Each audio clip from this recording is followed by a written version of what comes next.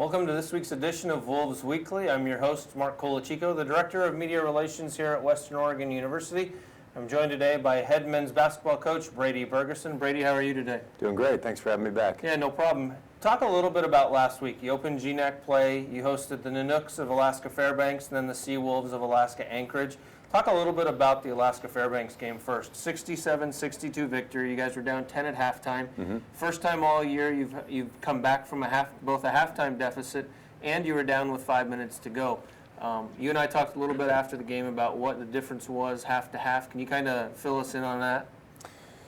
Well, I'll tell you what, Fairbanks did a heck of a job making things hard on us. And I thought they came in with a good game plan, executed it well, and they made us uncomfortable. And, it took us a while to respond. We eventually did respond, and we figured some things out. But, the bottom line is, we came in and got exposed for some weaknesses that took a while to shore up. I thought, the difference was for us, and this would certainly be classified as an ugly win. It was a hard win for sure, and I give Fairbanks all the credit for that. But, again, I think for us in terms of how did we figure out how to pull that one out and come back from that deficit. And you just look to the defensive side first. Yes, we did take better care of the ball down the backstretch, but we found ways to get repetitive stops. And we've seen that from our group in patches throughout the year, in spots where we've needed to do that. And that's secured a couple of victories now for us this year. But we went several minutes where we got very focused defensively and were able to just make shots hard for them, give them one shot only. And, that happened, if it happened any later, I don't know if we'd have gotten that one done. But our guys responded, in the 11th hour, and we fought through to the finish, and I was pleased with the way they did respond down the backstretch. And as we saw those highlights there, Andy Ovgi has been there all year. He had a good game there. Jordan Wiley really stepped up. He was, I think if I remember correctly, he was 6 of 7 from the field and 5 of 6 from behind the three-point line, and saw one of his three-pointers there in the highlight. Have those guys, both being veteran players, really stepped up this year for you, especially obviously in that game? In a lot of ways, absolutely. And, some guys step up in subtle ways where you don't see him on the stat sheet necessarily. In that game, Wiley hit, I think it was 5 threes. We needed every one of them. We were having a hard time making outside shots that night. And if it's not for him doing that, we probably don't figure out a way to win that game. Same thing with Andy. He was really tough inside and just continued to plug away and fight through and found success there, especially late.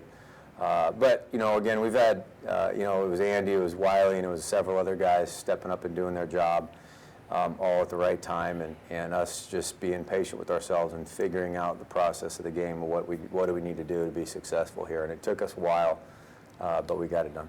And one of those guys that has stepped up this year is a new guy to the team this year in point guard Julian Nichols. And we'd like to bring Julian in at this time and get to know him a little bit. Julian, are you there?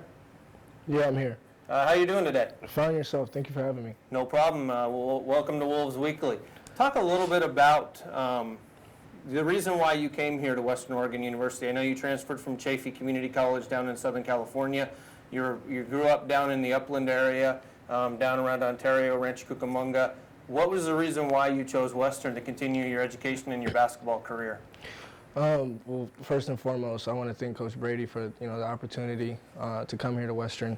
I came here for the opportunity to fulfill the point guard position and to continue with the tradition that they had last year, and that is continue winning and keep this program on the rise. And for the most part, I came here for the opportunity to fulfill the point guard position. And you've done a very good job in that this year. You had a career-high 26 earlier against Academy of Art down there, en route to winning the GNAC Player of the Week. This last week against Alaska Anchorage, you also put up another 20-point night. What's been the key to those games? I think it's just being aggressive. My teammates, coach and staff, they instill me to be aggressive and to attack when need be and find the open person. And I think as of lately, I've been finding a good balance of when to attack and when to dish and that type of thing. Well, we get a chance now to look at the highlights from that Alaska Anchorage game where, as I said, you put up 20 points. Talk a little bit about this from a player's perspective. What did you see as you hit your first three-pointer there en route to hitting 4 of those on the night? Like I say, from a player perspective, what did you see coming into this game, and how do you feel you guys were so successful against the Seawolves? Well, I think, as any other game, we want to come out and be aggressive. You see your first shot go down, it's like, okay, you start getting a little bit of a rhythm, start to gain some confidence. We were zipping the ball all over the place, inside out. But I think the key to this game was, the little things. Defensively, we really had to trust each other in rotations and that type of thing. I think our defense is what carried us over the hump, because it was, times in that game where, the stretches and we needed stops, and we gained those stops, and we converted turnovers into points. And that's right there, a good pass there to Desmond Dupree-Turner, and you had a good game both offensively with 10 points and then 9 assists, another one of those there to Devon Alexander on the fast break. And you and I, little fellow lefties, do you see things differently being a left-handed player than most guys would? I think I do. I think it gives me kind of an edge. Typically they always want to force me to laugh, or I honestly don't mind which either hand. I like my right just as much as I like my left. But I think there's some type of advantage there. They don't know how to quite guard you as far as, should we force them left, force them to shoot, that type of thing. But I look at it as an advantage. Well, Julian, we thank you for joining us today. We wish you good luck the rest of the year. Thank you so much for having me. And Brady, talk a little bit about the next few games. You've got 3 non-conference opponents coming in beginning on Friday against Camison from British Columbia. You follow that up with Multnomah University a week from today, and then you cap off this 3-game non-conference stretch against Capilano, also from British Columbia. I know as a coach, you like to take it one game at a time, but how are you preparing the guys for this stretch? Well, first and foremost, we're in the middle of finals week now, so that's the focus. The academic part is we've tried to clear a little bit off their plates from an athletic standpoint, especially the first part of this week.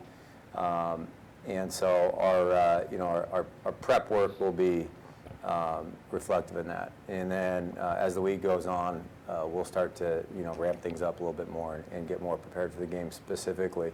That said, we do want to make sure that we're taking these opportunities for growth, and it's regardless of who's next on the schedule, that's always the most important game, as we all know. But regardless of that, if you just look at this 2-week patch here that we have, we want to make sure that the staff has set some targets for some things specifically that we feel like we need to improve on. We want to make sure that we see growth each day in practice, and then of course the measurement will be in those games to see where we're actually getting in practice. And so we want to make sure that by the end of this 2 weeks, we've got an opportunity to play 3 more times against opponents. We want to perform well, but we also, we're not losing sight of the big picture in terms of the team growth. So our focus is always on us. It'll be very much on ourselves for the next 2 weeks here.